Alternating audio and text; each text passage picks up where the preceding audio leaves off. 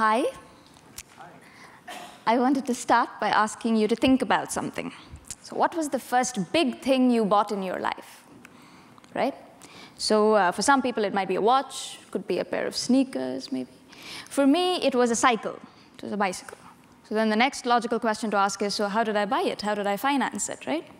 Well, I had a little bit of saving. I'd accumulated some pocket money.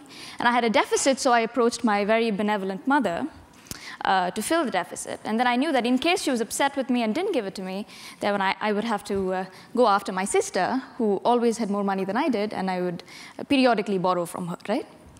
But imagine a scenario where I didn't have the same savings tools. I didn't have access to transfers from people who like me. I didn't have access to any sort of borrowing facility. Well, then I don't have a cycle, yeah? So it's, in many cases, it's not about things that are just inconveniences, like having to walk instead of cycle.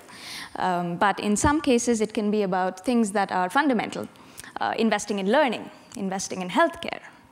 And these are things we don't want to mess around with. These are things that must be available for everyone to have a superb kind of life.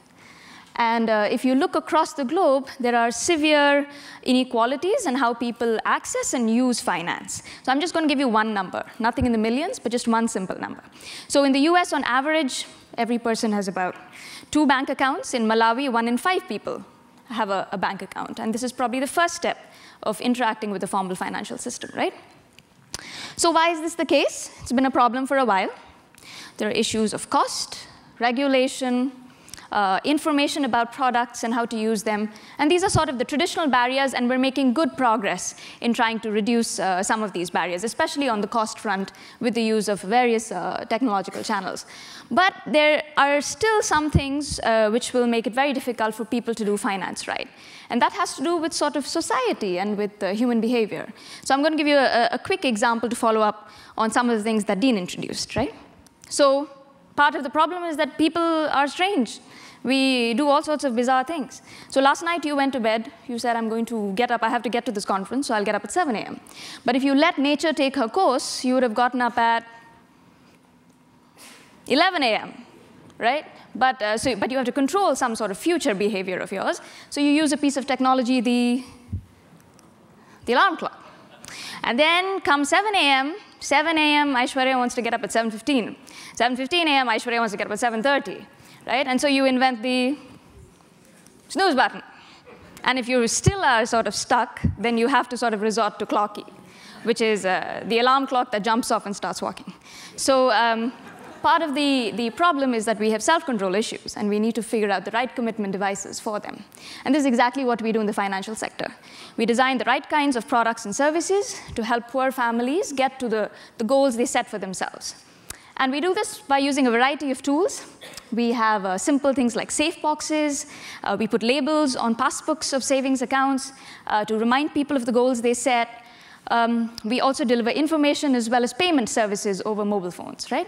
And the kinds of results you see are fairly dramatic for small tweaks. A small tweak in a savings product in the Philippines led to a tripling of savings balances. But you're not just interested in savings balances, right? You don't want to die with $2 million in your bank account, because then you haven't actually lived. You haven't used that money in some interesting and useful way. So what you want are the welfare outcomes. And this is another case from Kenya, where we tested just the safe box, leads to a doubling in healthcare investment. And in Malawi, we did this in the agricultural sector, a commitment savings product, where you have a penalty if you withdraw early, leads to a doubling of investment in agricultural inputs.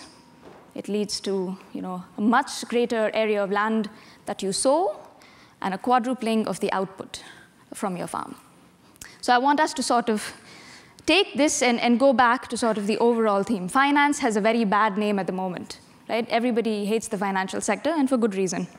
But finance was born sort of from very beautiful principles. It's about thinking about the present and the future. It's about self-reliance. It's about solidarity. And part of the reason we've gotten waylaid is because we're looking at financial outcomes, when what we should be looking at are welfare outcomes, right?